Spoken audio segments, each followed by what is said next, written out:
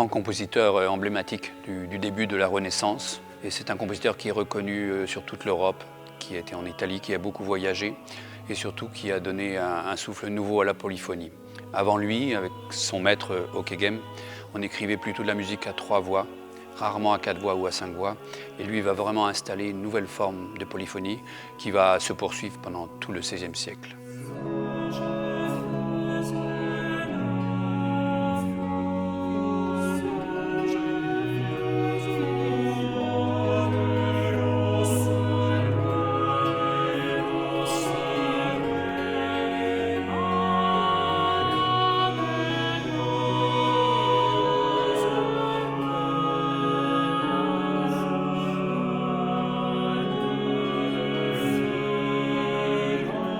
Oui, on vient de fêter l'anniversaire de Léonard de Vinci l'année dernière et ces compositeurs-là participent d'une grande émulation musicale, picturale. Et donc c'est un grand essor, ce qu'on appelle la Renaissance, justement la Renaissance des arts en général et notamment l'art musical.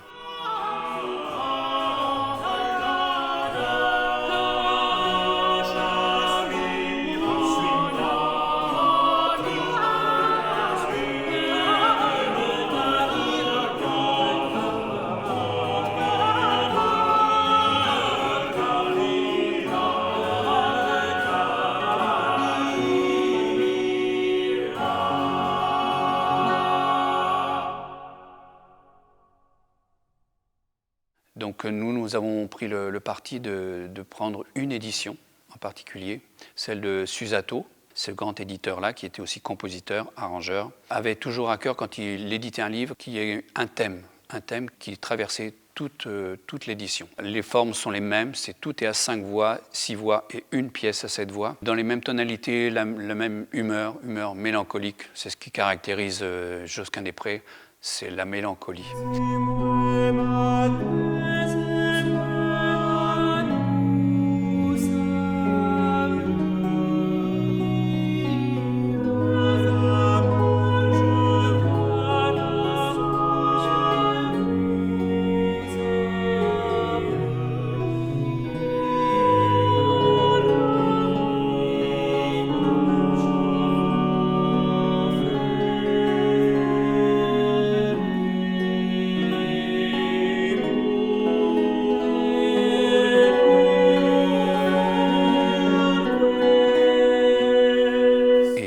Énormément ces thèmes du désespoir, de la mélancolie, du regret, et souvent écrites sur le mode de mi, qui à la Renaissance est le mode de la lamentation et de la déploration.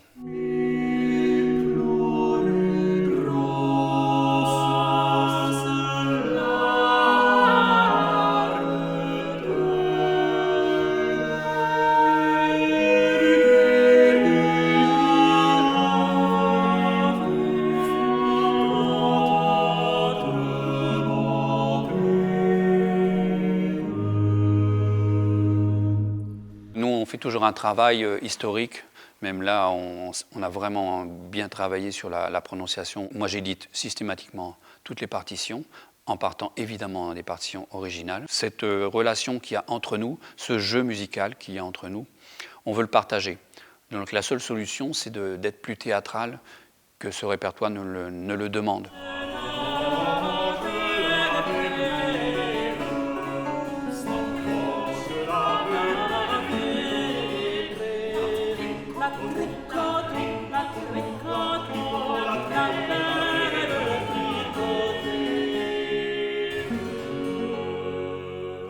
Dans ce livre-là, il y a 3 pièces qui ne sont pas de Josquin-des-Prés, mais qui sont un hommage à Josquin, puisque ce sont des déplorations sur la mort de Josquin.